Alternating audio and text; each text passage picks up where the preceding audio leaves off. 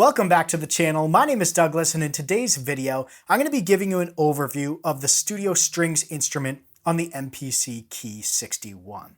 Now, when it comes to strings and keyboards, I tend to be really picky. I have not found a lot of keyboards that have good sounding strings, at least to my ears. So obviously this can be a bit of personal preference in here, and maybe you love the string sounds on whatever you've got, the Nord Stage 3 or something like that.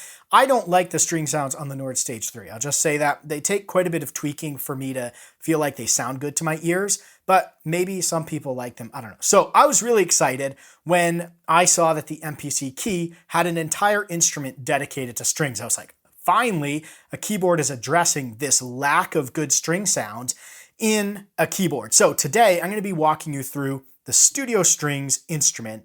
And we're just gonna start off by kind of going through the instrument, and then I'll demo some of the sounds. I'll show you my favorite sound because, spoiler alert, there is a sound in here that I've fallen in love with. And I'm gonna show you that here in this video. But before we do that, let's talk about this instrument. So just like all the other instruments, similar to how you'd have virtual instruments in your DAW, the MPC Key has these instruments, and each instrument has categories of sounds. So you jump into the instrument by just tapping on the instrument tile, and that brings you over to this page where you can pick categories, or you can just grab this first dynamic section and we can go to Edit Instrument.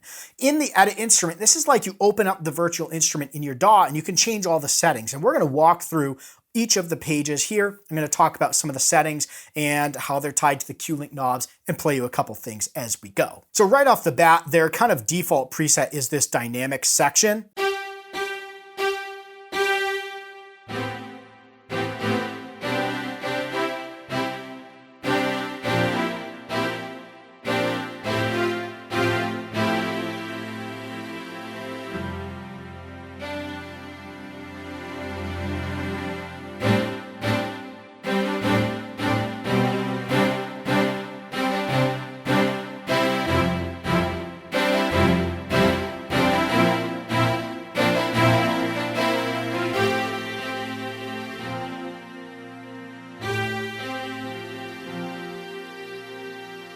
So you get a little bit of some dynamic string sounds in there. And in this first section here on the screen, we have players, size, style, and polyphony.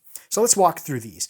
Under players, you can get to the list by pressing down on the encoder or double tapping on the field. And you'll see we have violin, viola, cello, and bass. So if we walk through each one of these, you'll notice our little picture changes here.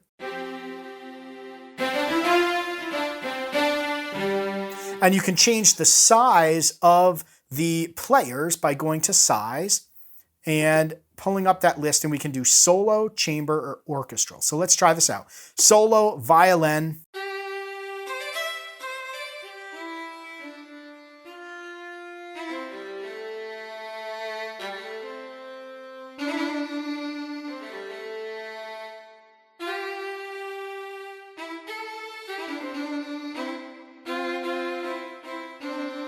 And then within the size and the players, we have the style. So we can tap down on here, and again, lots of styles. So let's try sustain here.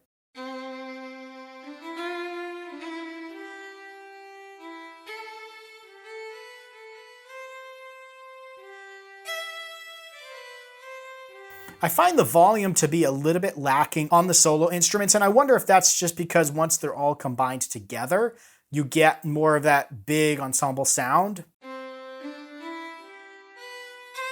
It's pretty dynamic. So if I just press the key softly,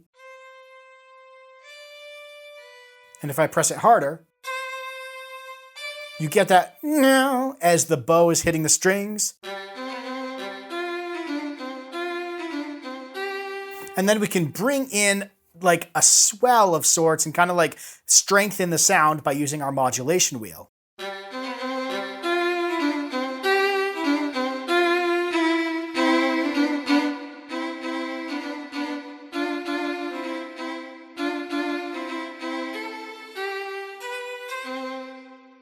So there's our violin. So let's try a couple of the others.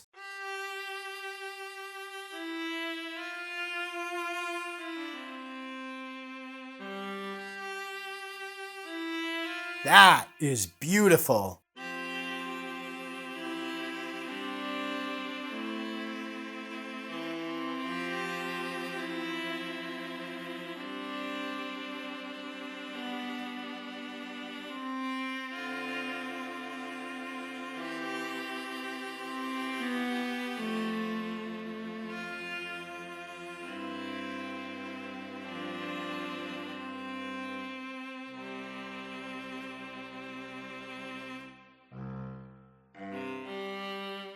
That's beautiful. And I haven't even tried all of these. So let's staccato up, down, staccato down.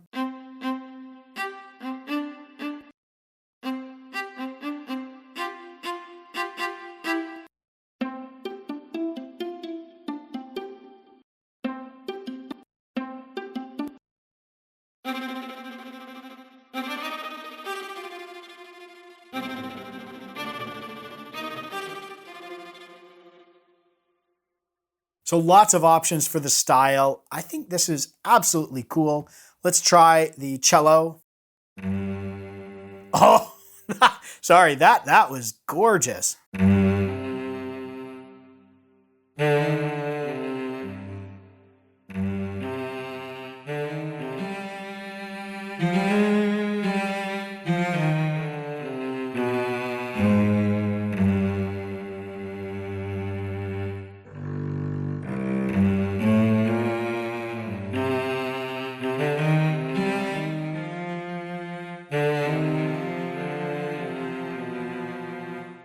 And then we have bass.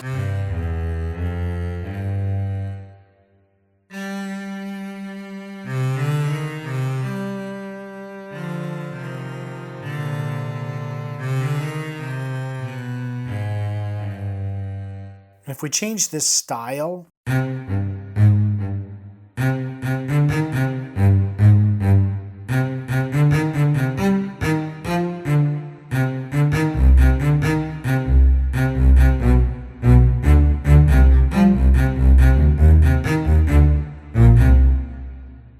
that's really cool. I get lost in these sounds. There's like an overwhelming number of possibilities and like ways you can like team this together. So let's go back to the viola and let's change this from solo to chamber. So solo, and we can just scroll on these. So I can scroll with the encoder.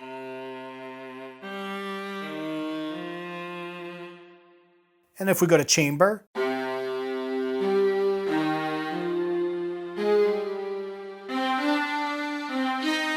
and then we can go to orchestral.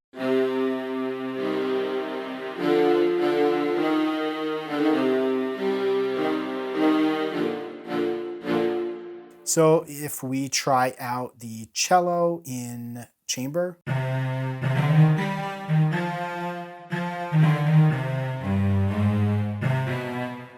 and orchestral,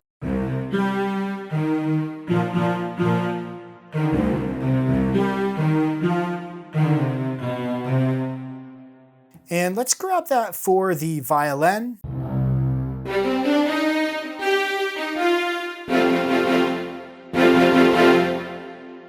Try that with chamber.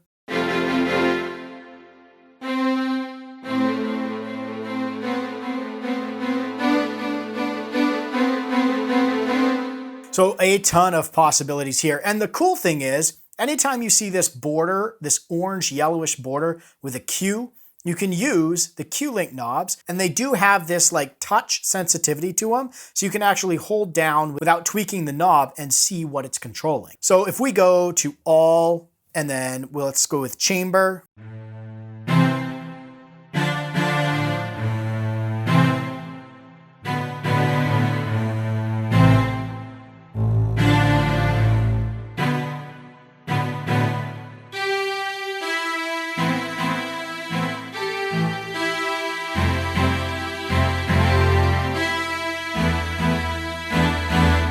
And orchestral.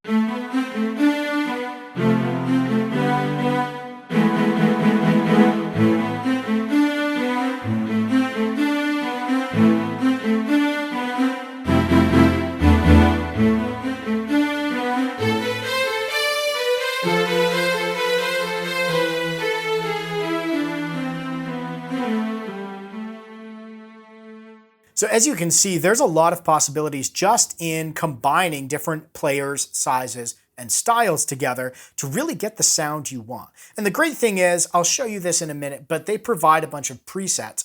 One of them, that is my favorite, I'll show you here in a minute. But let's talk about these pages along the bottom. So down here, we have, again, assigned to our Q links, dynamics, formant, sample start, and width. we have attack, decay, sustain, release, cutoff, and velocity. So what's really cool about this is if we don't want that harsh, like, we can bring the cutoff, the filter cutoff down.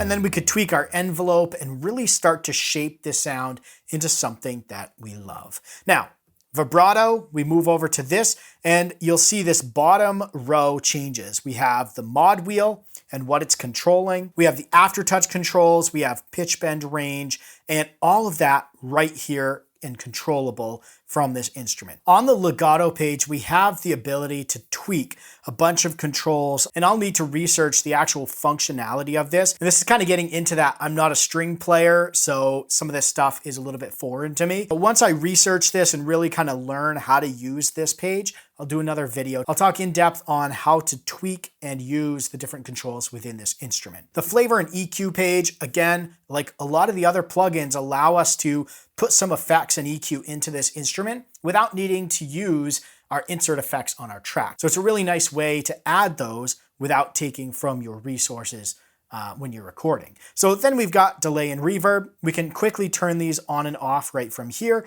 or again, you'll notice that it is tied to Q-Link knobs. So we can use those. You can cycle through the Q-Link banks right from this button here if you don't feel like tapping on the area. Just some quick tips on navigating the screen. So let's go back here and take a look at the presets that come with this instrument. So if we go back to our sounds, and we have these categories or folders here. So orchestral, we have a lot of different presets here.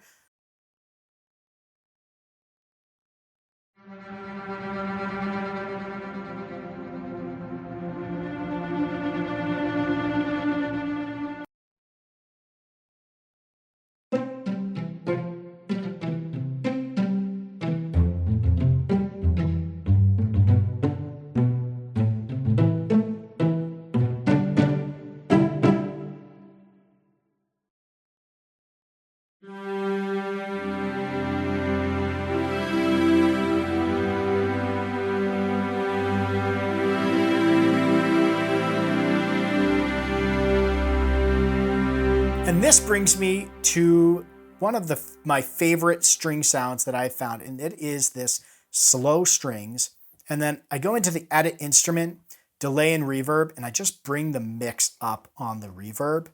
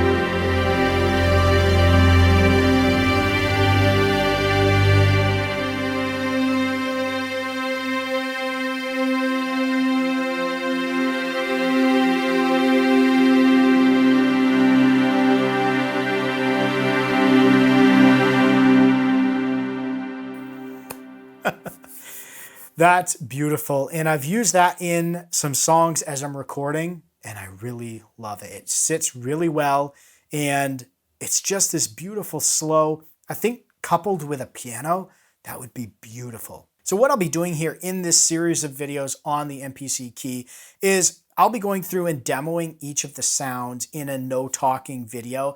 I feel like that better represents the sounds, going through the presets of the sound. So we've got these categories again. Chamber, you have a lot of different presets here, and then solo as well. So lots of different ways to just quickly jump in and start playing sounds on here. So overall, I think the Studio Strings is a win in my opinion. Between that slow string sound and the ability to kind of customize to what you want. I still haven't walked through all of the presets on this, but the ones that I've tried, I really like. Some things I'm not sure about, like the violin. Maybe in a mix, it'll sound good. It sounds pretty realistic, and a lot of times these types of instruments are kind of mixed into a song with other things going on, so they don't need to kind of stand out on their own as much. Obviously, there is a case for some of that, but I think overall, I'm really happy with this Studio Strings, and I can't wait to start using this in songs and also using this live. So I'm really kind of looking forward to exploring it a little bit more. And then of course, like I'm going to do with a lot of these instruments, is comparing them to the Nord Stage 3, because the Nord Stage 3 is my main instrument. When I'm out playing at church, it is my go-to for live use. And I'm really curious how this stacks up to a keyboard twice its price. So be on the lookout for those. I hope this was helpful in just kind of giving you an overview of the Studio Strings instrument and just kind of giving you a little demo of how you can shape the sounds, how you can kind of customize your ensemble in a sense, and then customize a lot of the controls in there. Again, there'll be another more in-depth video coming out in the future around the legato page and some of the other controls to really shape this into the string sound that you want. So if you've got any questions, throw those down in the comments below. I'll do my best to answer them. Thanks for watching. Stay inspired and keep making that music.